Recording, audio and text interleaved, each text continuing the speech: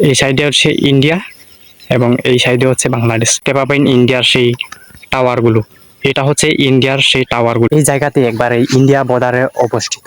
তো hello friend, welcome back blog every YouTube channel. আজকে আমি আবারও আপনাদের জন্য নতুন একটা ব্লগ নিয়ে চলে এসেছি। আজকে আমি আপনাদের দেখাতে চলেছি হজমতিলার কিছু সুন্দর দৃশ্যগুলো। তাহলে বেশি বকবক না করে চলো শুরু করা যাক আজকের এই ভিডিওটি। এটা মূলত একটা তঙ্গর, যেখানে চা বাগানের ম্যানেজার ভিজিট করার সময় এখানে এসে মাঝে মধ্যে রেস্ট করে থাকে। এখানে এসে আমি প্রথমে রেস্ট করেছিলাম। এখানে রেস্ট করার কারণ হচ্ছে এখানে বসার পরে যে আলাদা ধরনের একটা মনে শান্তি মিলে, কারণ এখানে বাতাসও আছে এবং এই জায়গাগুলো দেখতে খুবই সুন্দর।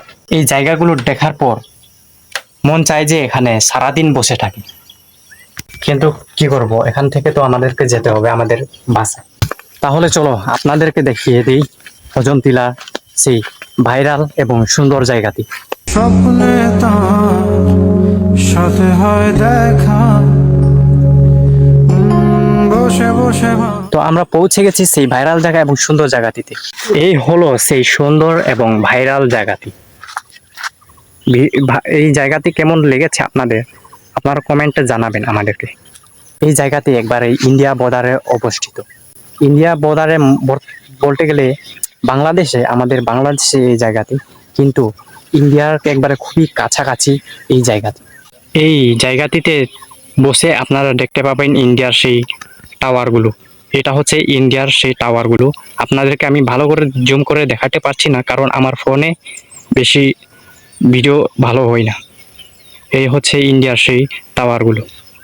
আর এখানে রয়েছে আমাদের বাংলাদেশের গ্রামগুলো। এই যে এখানে এই সাইডে হচ্ছে ইন্ডিয়া এবং এই সাইডে হচ্ছে বাংলাদেশ, একবারে কাছাকাছি।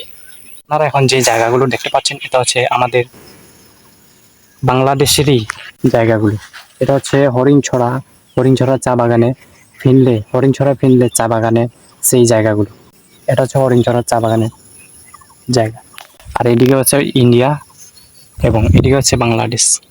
এই হচ্ছে আমার আজকের একটি ছোট্ট ব্লগ ভিডিওটি ভালো লেগে থাকলে আপনারা লাইক কমেন্ট শেয়ার করে দিবেন এবং ভিডিওটি শেষ পর্যন্ত দেখার জন্য আপনাদের অসংখ্য ধন্যবাদ।